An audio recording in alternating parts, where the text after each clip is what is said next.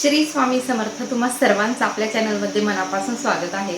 तर भरपूर मला प्रश्न येतात की ताई, आम्ही तर सेवा करतो, तूही आम्हाला सेवा सांगते, पण त्यासोबत तू कुठल्या सेवा करते की ज्याने तुझ्या इच्छा पूर्ण होतात. आज मी त्याच गोष्टी तुमच्यासोबत शेअर करणार आहे की मी कोणत्या सेवा करते जेणेकरून मी मनामध्ये चितलेल्या गोष्टी किंवा माझ्या ज्या इच्छा आकांक्षा असतात की मला हे भेटावं, माझी ही इच्छा पूर्ण व्हावी.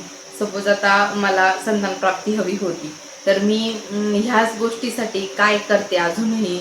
माझी एखादी तीव्र इच्छा आहे की ही गोष्ट माझ्या महाराजांनी पूर्ण करायलाच हवी, तर मी त्या गोष्टीसाठी कुठली सेवा करते. पहिले तर कसं होतं ना, की जेव्हा मी सेवेमध्ये आले तेव्हा एकच गोष्ट मनामध्ये होती की मला संतान प्राप्ती झाली पाहिजे.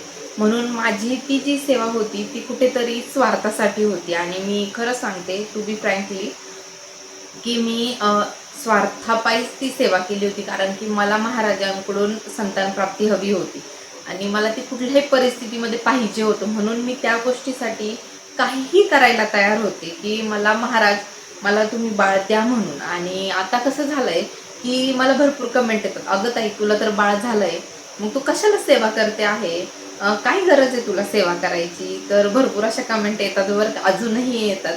पण ती जरी सेवा माझी स्वार्थासाठी होती, असं नाहीये ना की आपल्याला एखादी गोष्ट महाराजांनी दिली, ती आपण सेवा करून महाराजांनी आपल्याला ती गोष्ट दिली आहे, तर मग आपण दिल्यानंतर महाराजांना विसरून जायचं. म्हणजे असं होतं की सुख आलं की स्वामी कोण आणि मी कोण, आणि दुःख आलं की महाराज महाराज माझे महाराज माझे स्वामी, असं करायचं.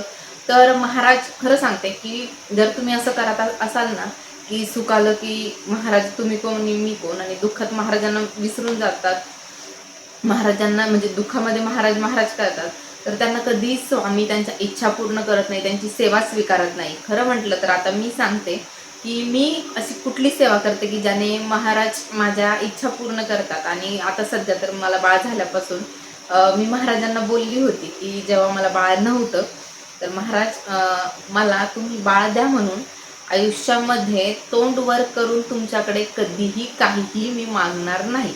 हो, असा मी शब्दच महाराजांना दिला होता तेव्हा 2 वर्षापूर्वी, की मला फक्त बाळ द्या, माझं बाळ. तेव्हा माझे खूप मिसकॅरेज झाले. माझे मिसकॅरेज होत होते आणि मी महाराजांना बोलली होती की बाबा महाराज, मला तुम्ही बाळ द्या. मी माझं जोपर्यंत माझ्या श्वासात श्वास आहे तोपर्यंत मी तुम्हाला काहीच मागणार नाही म्हणून. आणि आजही तसंच आहे. आणि ॲक्च्युली कसं होतं ना, की मी महाराजांना काही मागायची, मला आता सध्या तरी महाराज काही वेळ पडू देत नाहीये. आणि आता मी तुम्हाला सांगते की मी संकल्प करते बरं का, असं नाही की मी संकल्प करत नाही. पण त्या संकल्पात मी एवढं महाराजांना सांगते की ही सेवा मला तुमच्यासाठीच करायची आहे. मला अखंड तुमचं सेवेकरी राहायचे. माझ्या सेवेचं जे बँक बॅलन्स आहे ते मला वाढवायचं आहे, जेणेकरून एखादं मोठं संकट आलं तर ती सेवा आपल्याला तिथे कामं यावी, ह्यासाठी मी सेवा करते. आणि मी कोणती सेवा करते जे करून महाराज माझ्या सगळ्याच ज्या मी मनामध्ये चिंते त्या इच्छा पूर्ण करतात.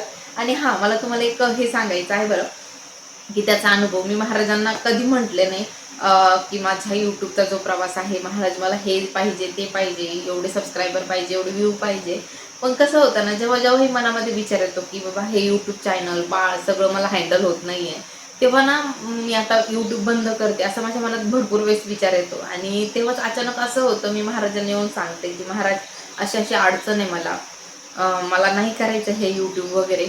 पण तेव्हाच असं होतं ना, एखादा व्हिडिओ एवढा व्हायरल जातो, त्याच्यावर एवढे छान छान कमेंट येतात की असं वाटतं नको, ही महाराजांची इच्छा आहे की आपण चॅनल सुरू ठेवावं, असं होऊन जातं. आणि मनामध्ये जे चिंत ते पण होत आहे. तर ते कोणत्या सेवेने, तर हा ग्रंथ स्वामी चरित्र, म्हणजे आता तो भरपूर दिवस झाले, या ग्रंथाला थोडा खराबही झालेला आहे, आपले तेलगट वगैरे हात लागतात ते होतं. तर हा ग्रंथ आहे स्वामी चरित्र सारामृत. माझा जोपर्यंत जीवात जीव आहे तोपर्यंत हा ग्रंथ जो आहे तो मी लांब करणार नाही. अजून एक सेवा म्हटलं तर ही माझी जपमाळ.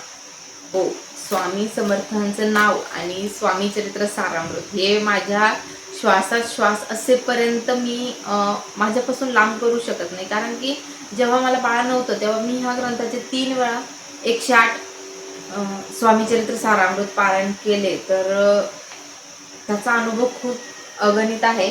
आणि तुम्हालाही सांगेल की ही सेवा करा, तुमच्या आयुष्यात नक्कीच चांगलं होईल. श्री स्वामी.